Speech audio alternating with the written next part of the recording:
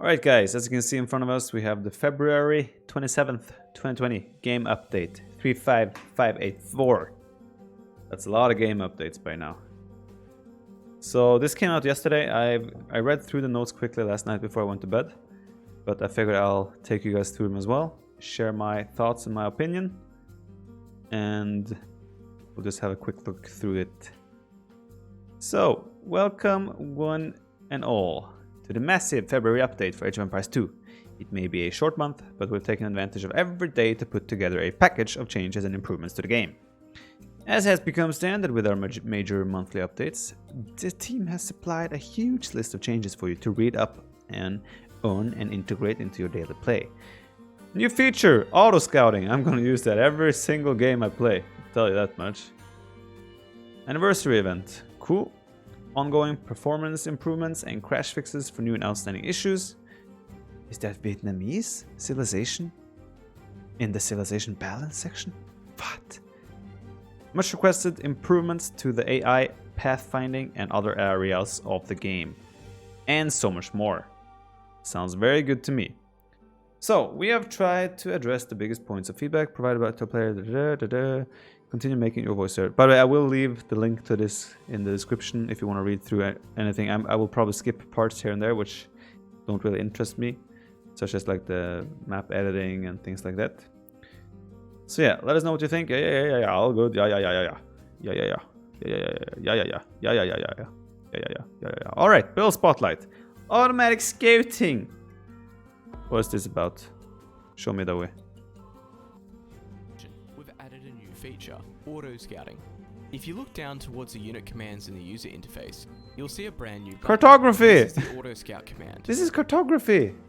Enabling the auto scout It's command back. will trigger it to begin applying the same scouting pattern used by the AI.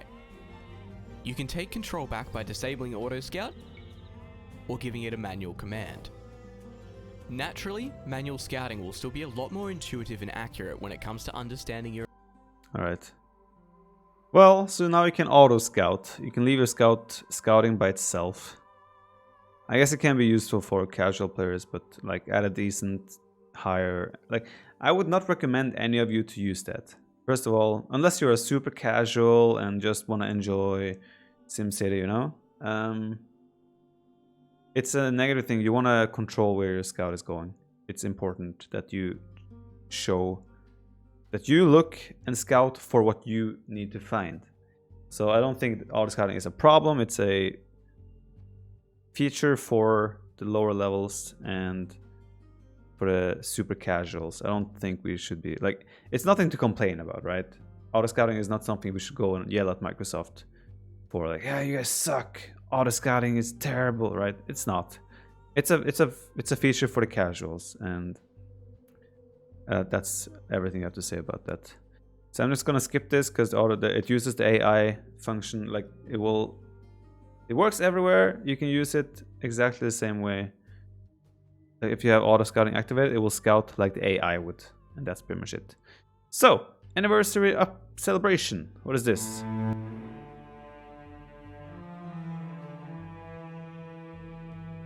Ah. What? The hell is this?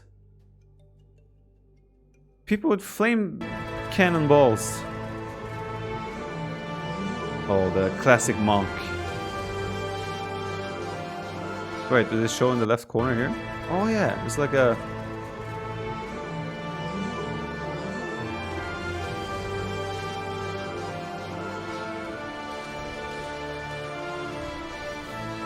The Legionnaires. Oh, so they're adding skins now. The original scout. Alright. So we have the option now to use those classic skins. Interesting. I like that they're adding this. Maybe in the future they will add more and more skins and it'll be like... You can customize it more for your... It doesn't really matter. Like, I don't really care about this. But until March 12th, you guys can unlock challenges and earn those icons, etc. And yeah, that's your cup of tea. Go ham. AW1 anniversary indeed. That's the Legionary right there. It looks quite badass, to be fair. Any challenges you complete must be done before March 12th. Then the event concludes, indeed. You have to complete the challenges. You can click these and get the answers. Like I said, I'm going to skip this part. I don't really care about this. If you want to know, again, there's a link to this very page I'm viewing in the description of the video. So check that out. Player reporting and safety. Today's build also includes a necessary safety tool for our community, player reporting. This is really good. I've heard more like a rise of cheaters and everything coming through, so this is really good that they're adding ways to report, both cheating, griefing, whatnot, all the bad behavior. As we continue to support and grow Age of Empires 2 Definitive Edition community, there will inevitably come those who strive only to disrupt others' abilities to play and enjoy the game. While many of the most egregious cases are detected and blocked by the Xbox Live and Steam platforms, it is up to the community to help maintain a safe and healthy space where automation cannot account for human creativity. The new report button allows you to report conduct violations that fall in with the following categories: cheating, griefing, inactivity, inappropriate lobby name, inappropriate player name, offensive clan name. So everyone go report doubt, thank you. Offensive clan tag, offensive clan description, verbal abuse, other. So this is good. This is just a way to report accounts that people that misbehave, people that are cheating, etc. And this shows what will happen to those accounts. They might be muted, chat muted, mute, temporary multiplayer suspension, and multiplayer ban. That's good. I'm glad to hear that they are looking into that.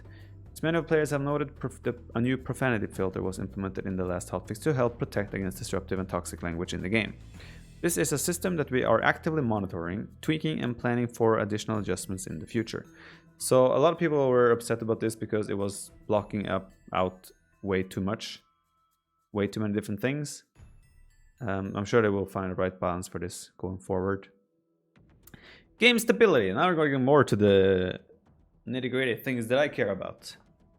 Fixed an uncommon issue where leaving a game lobby and creating a new one would cause it to load indefinitely. Okay. Fixed a crash when clicking the Browse Mods tab. Fixed a crash when using hotkeys to quickly jump between multiple units or buildings.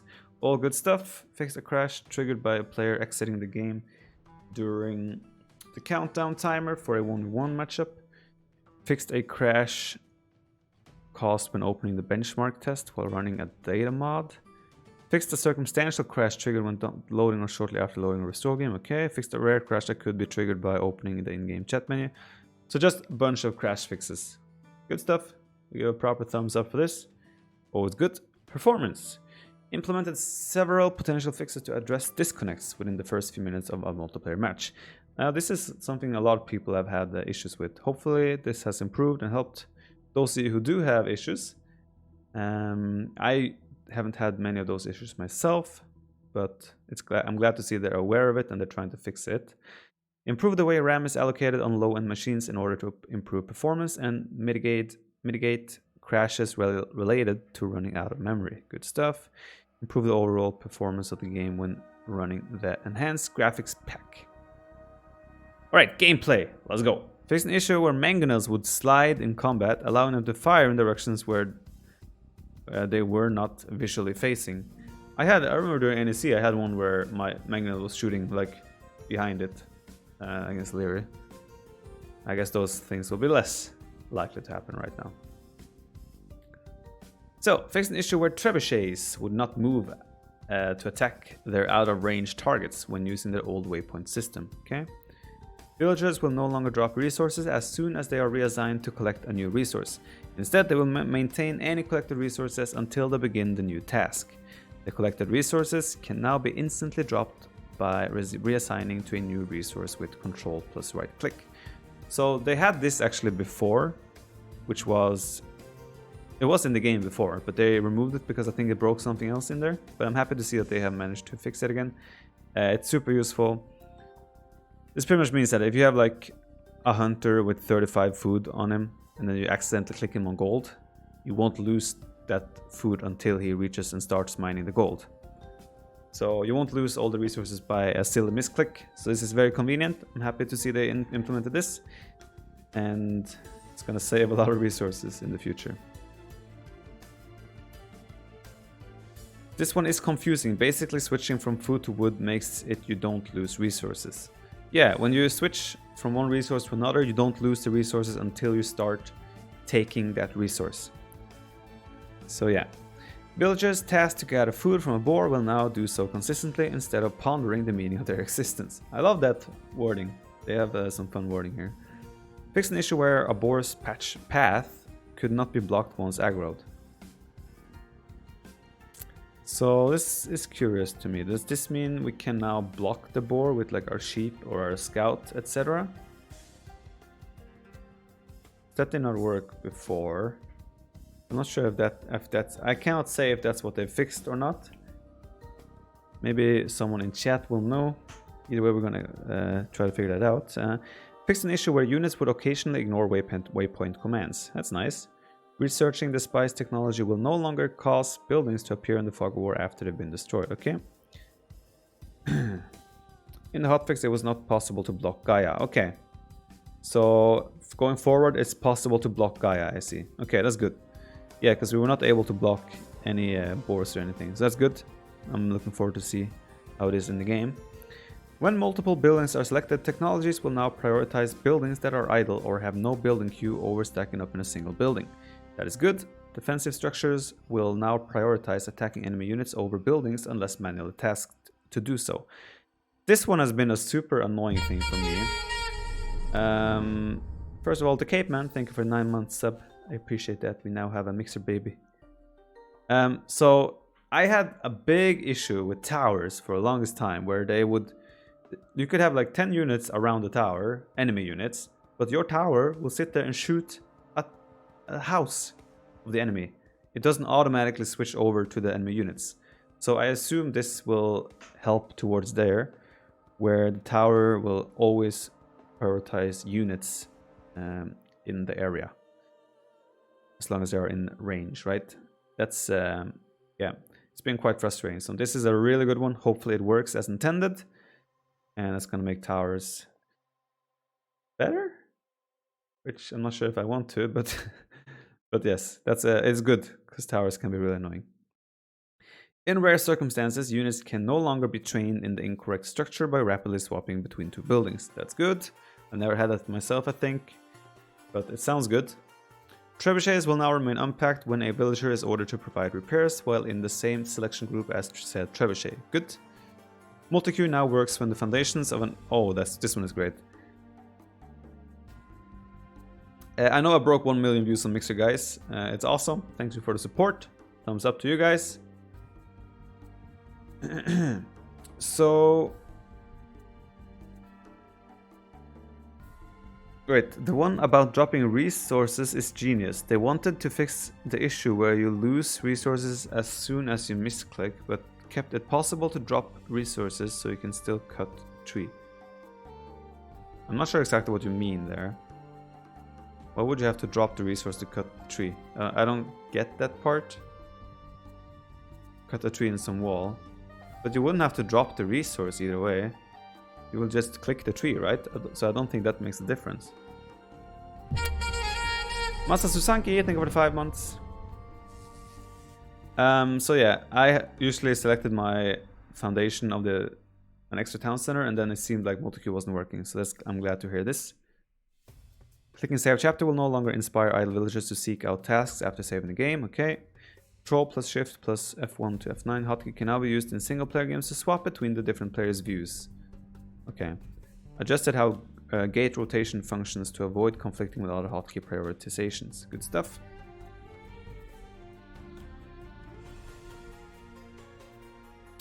Ah, so you mean... Ah, okay. Yeah, true. So you can chop 10 wood, and if you want to continue to chop that tree, you can just drop the wood. Ah, I see what you mean.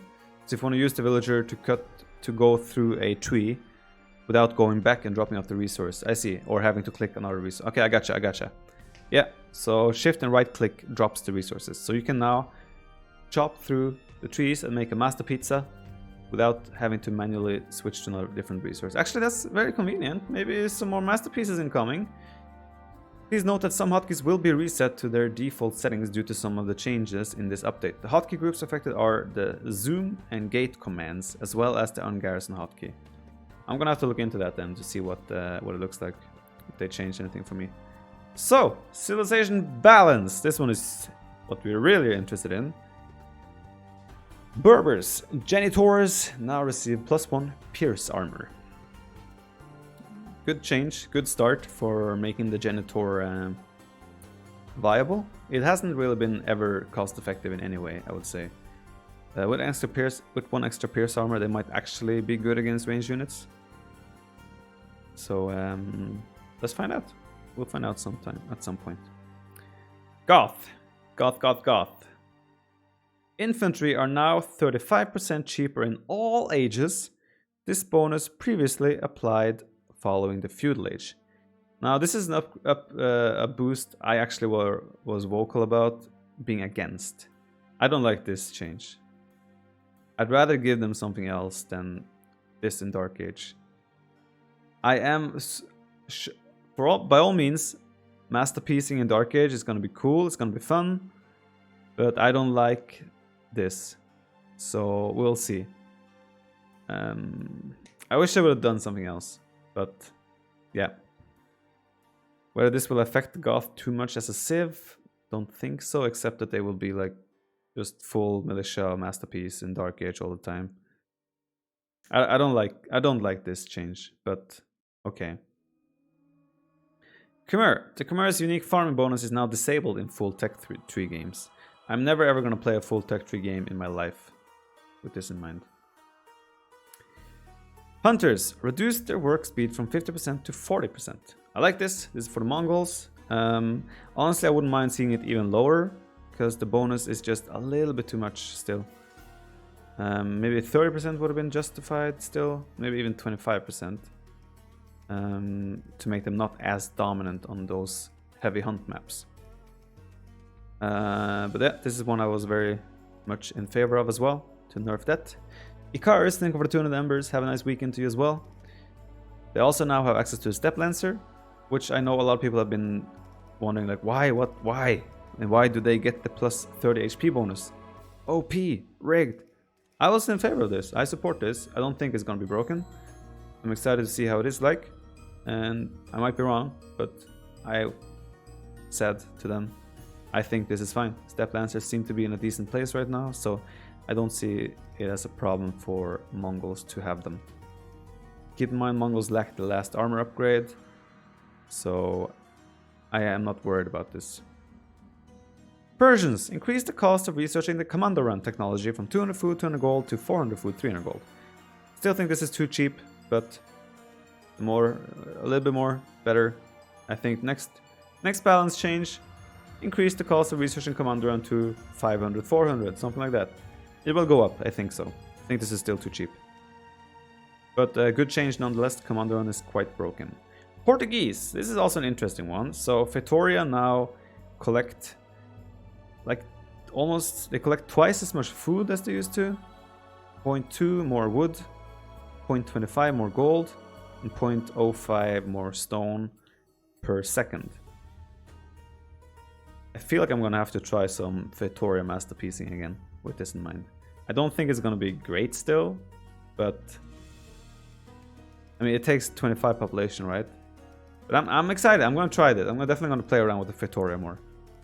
I like this change. Vitoria has been like a building that is just, it's there, but it's like, eh. It's just meh. So we'll see. As far as I understand, having villagers instead, it's 20 pop. Is it 20? Okay, it's 20 pop. As far as I understand, having 20 villagers still is more valuable using the market even than having a Vitoria. But then again, think about a map like Islands or Team Islands or those types of maps. It might be useful. Tatars now have access to the Halberdier unit. Sure, why not? But honestly, I don't think this does much for Tatars. I do hope and wish they would change a little bit more about them. Halberdiers alone is not gonna make them a good civ or decent civ all of a sudden. Don't get me wrong, they're not a bad civ. There are about 33 better civs. So, yeah, not really though. Tatars are pretty good. No, they're not pretty good. They're pretty bad, but they're not great. Teutons. As a civilization bonus, farms are now 40% cheaper. Was 33% cheaper. Okay. Fine. Starting in the castle. How much does a farm cost now? Guys, you with your quick maths. How much does a farm cost now? It was 40 wood. What is it now?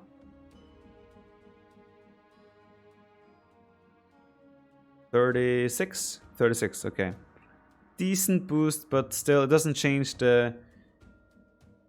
My issue with Teutons is not their strength. I think they are a powerful civilization. I just hate playing them because they're boring. They're slow, they don't have husbandry, most of the compositions are very like slow-paced, stationary composition. I just don't like the civilization. Yeah, but I mean, sure, by all means, this is fine. Starting in the castle age, barracks units gain +1 armor. Okay. Isn't giving them husbandry OP? Maybe, maybe, but I don't really know how to fix Teutons. Stop Teutons hater. I am a Teutons hater. I am the biggest Teutons hater Teutons hater out there. So this one is one I think I even suggested this one. This is cool to see. Vietnamese economic upgrades no longer cost wood. This is gonna make Vietnamese interesting because suddenly you save 75 wood on horse color, 50 wood on double betax and feudal age, which is 125 wood. That's 2 farms for free in early game, or pretty much like almost a blacksmith for free. It's actually probably bigger than you might anticipate just from this. First of all, early game is gonna be stronger. Works for wheelbarrow and guild nets too, yeah? I'm just thinking like, if you think straight forward Arabia right now, you get to feudal age. You save so much wood in that early 2-3 minutes of feudal age. So much wood. That really helps kick off your start. And then you have it also throughout the ages. Every single wood upgrade, every single farm upgrade, gold, stone mining upgrades, no wood cost, which is actually pretty good. I'm really excited to see how Vietnamese feels now, because these upgrades are really, really good in my opinion. Also, yeah, wheelbarrow, handcart, guild nets. I think Vietnamese honestly are gonna have a huge boost in this. This is gonna be really cool to see how they actually feel now. So I'm excited now. Vietnamese suddenly a decent civ or what? Yeah, it's huge. Actually, it's really huge. I think the biggest place we're gonna spot Vietnamese having a jump now is in pure booming games. Pure booming.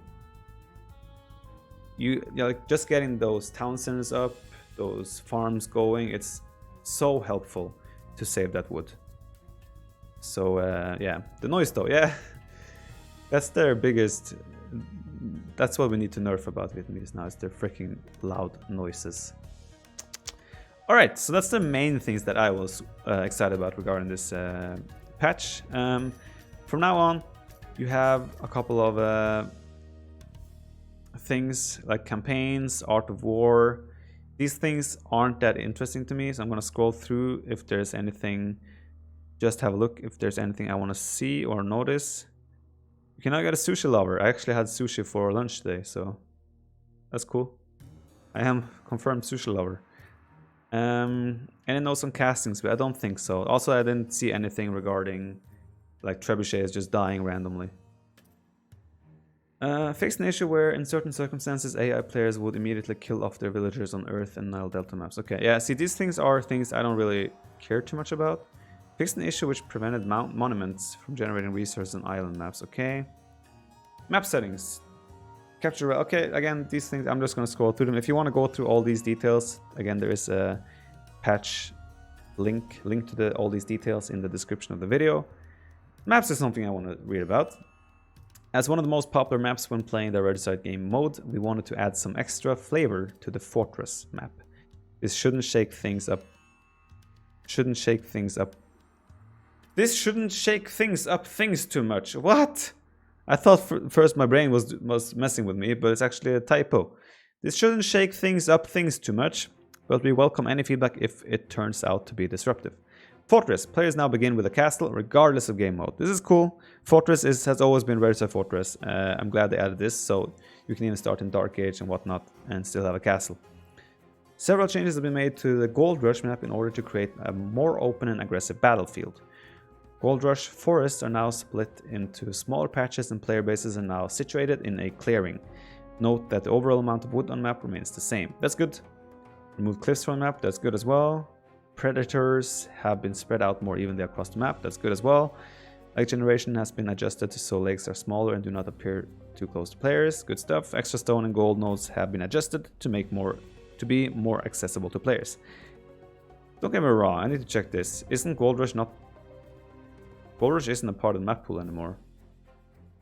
So, well, thanks for changing it and then taking it out of the pool. We'll never play Gold Rush again. But at least it's good now. Alright, Lombardia reverted the number of relics. Okay, relics just changing. Team Islands. Adjusted how the map is generated to prevent the creation of vulnerable trade routes or thin strips of land between players. Players' islands now have a consistent shape with moderate variation around the edges. That's good. Like that. Players will now spawn a consistent distance from the edges. 7 tiles and smaller map sizes. Okay, good stuff. Relics have been assigned per player to prevent them from stacking in one. Can't I do this for 1v1 as well? At least make it so it's like 2 relics each instead of one player having 3 relics. It's just unfair. Removed extra deer and boar spawns. Okay, I like that. Future Me coming in with a sub. Thank you very much for that, Future Me. Valley. Fixed an issue with terrain generation during the Mediterranean season. Zebras will now spawn in the middle of the valley as intended during the African season. Okay. Okay, so now we're at random map scripting. Not too interested. Lobbies and matchmaking. Here we want to check this out. Locked down settings which could still be altered after a lobby host we are ready up for the match. Okay. Match options that are hidden from the host based on game mode will now properly hide from other players in the lobby. Players will now be prompted to subscribe to a data mod as soon as they join a lobby to prevent a crash triggered when downloading the mod. Okay. Fixed an issue where the player color, civilization choice, team selection, and ready status of other players would not update for new players joining a lobby. Okay.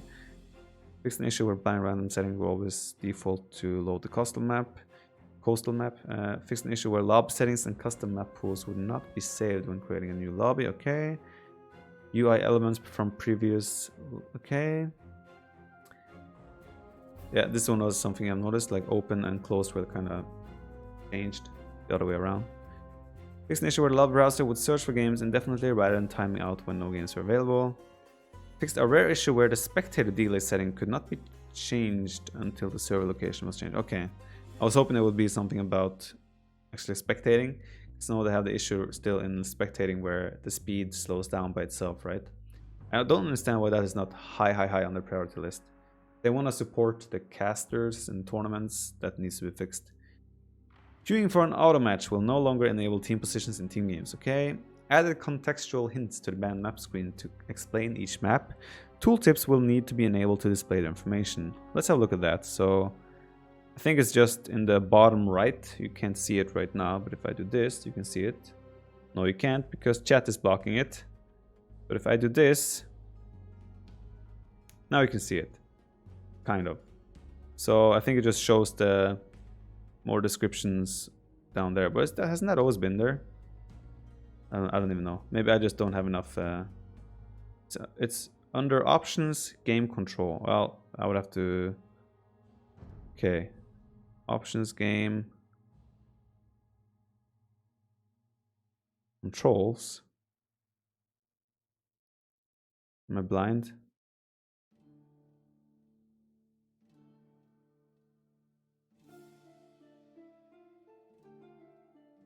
Left.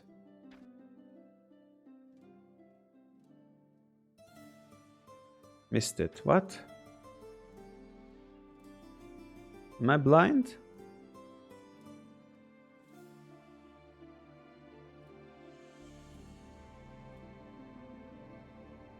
Am I blind or what? The selection before.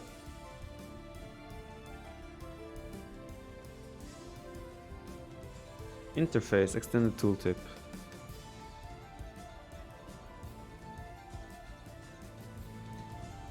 Okay.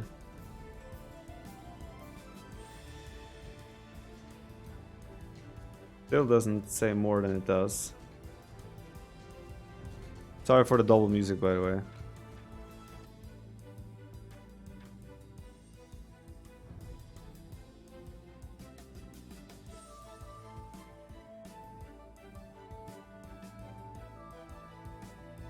Alright, whatever. You guys can find it yourself.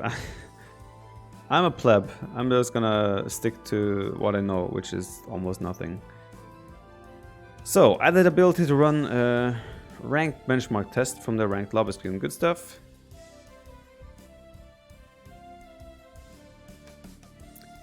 Ranked map rotation. We've updated this month's map pool for everyone, diving into the ranked arena. So, Alpine Lakes. I'm not sure 100% how this map looks. I think I played it once before. Let's have a look what it says about Alpine Lakes. So, yeah, it's like this. You can see it here. There's going to be ice in the middle. There's going to be fish in those small lakes. And there's going to be trees and resources around. But there's not a lot of food on this map. So, it's going to be quite a challenging map.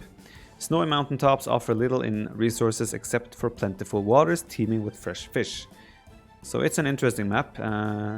Looking forward to try it out. Arabia sticks, which is good. Arena sticks, that's good as well. Black forest remains, which it has to be. Golden pit and gold rush kind of has changed. So now we have golden pit instead of gold rush, which is it's fun. It's a fun change. Suddenly the middle is like down in the pit with all the gold, so it's cool. Hideout, which is in my opinion a great map, so I'm looking forward to play that more. Mediterranean instead of Team Islands, I would say. Also a good change, more landish. Still plenty of water, but you have more chances on land. Even if you lose water, you still have a good chance in the game. And Mega Random and Nomads. So still, I would say the bread and butter maps remain. Those maps that we have to have there to give diversity and variation while keeping bread and butter. So I'm satisfied with this map pool. I just hope they apologies. I just hope they update it a little bit more frequently. We had 2 months almost with the last map pool, if I'm not mistaken. Maybe we even had over 2 months. I can't remember, but it was a long time. But yeah, since there are 9 maps, they have also updated more bans. There's 4 bans for 1v1, 2 bans for 2v2. And 1 for 3v3 and 1 for 44. Graphics. Implemented various bug fixes and updates to art assets. Fixed a rare issue where unit outlines would display behind buildings but in the incorrect color. Unit span siege towers will now display outlines. Fixed an issue where unit footprints and dust effects would appear on top of units. Fixed an issue where zooming in and out or scrolling around the map would cause buildings, units and resources to visually vibrate. Fixed an uncommon issue where units would flicker when not using the Enhanced Graphics Pack DLC. Audio. Using Shift plus period and Shift plus comma now plays the selection sound for the unit or building selected. Okay, that's cool. Or plays the action failed sound if no unit is found. Okay, that's cool. The under attack and under monk attack sounds have been redesigned based on community feedback. Hallelujah! I can't wait to hear those. The getting converted thing is super annoying. I'll see. I'm looking forward to see what it's like now. Unique buy and sell sounds will now play when trading goods in the market. Updated the sound effects for harbor and longboat. Okay. Increased volume of siege rams attack sounds. Fixed an issue where cavalry and cavalry did not include their rider death sounds when killed. Okay. Wild horses and camels now have death sounds. Adjusted the attack sound delays for conquistadors and several other ranged units. That's good. It still felt a little bit off with conquistadors in terms of how, when you shoot, how much the delay is there. It sometimes feels like it's not right there. So this is good. Maybe conquistadors will feel more easy and like they will be easier to micro now with when they feel right. Corrected several instances where ranged units were not using the correct attack sounds. Okay. The sounds of arrows being shot from buildings are now more succinct. I'm not sure what that means, but yeah. So AI, this is a lot of patch notes, holy cow.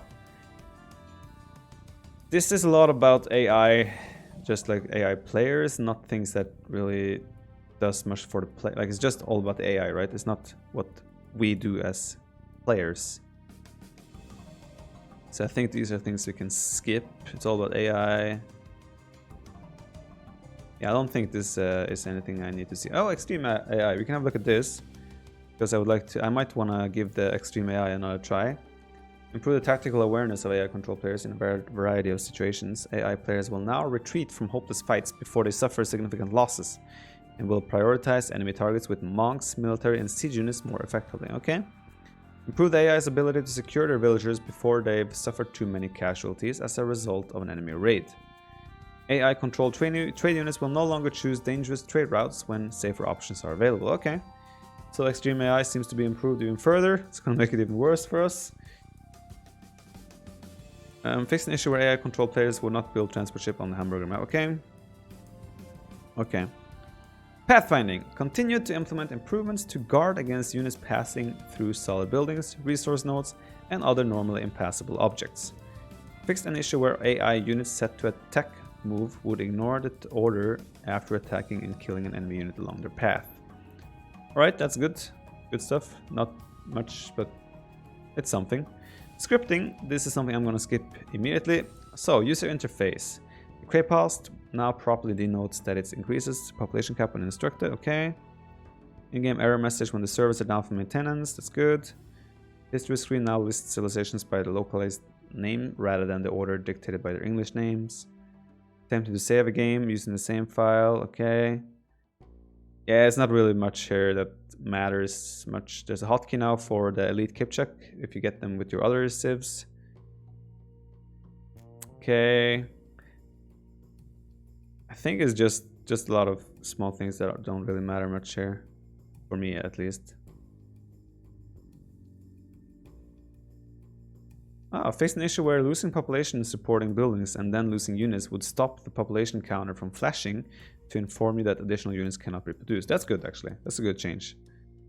Or good fix. Okay. Okay. Localization. Okay. Okay. Not really anything we care about. Myself, modding, I don't really care about it. Apologies if this is your cup of tea. Scenario editor, don't really care. Discuss. Let's see the first comment from Moorhun, 1990. If the skins and the classes... Okay, I don't care. Sorry. So, this is the patch. Not sure what you guys think. I just love that they have these huge patches every month.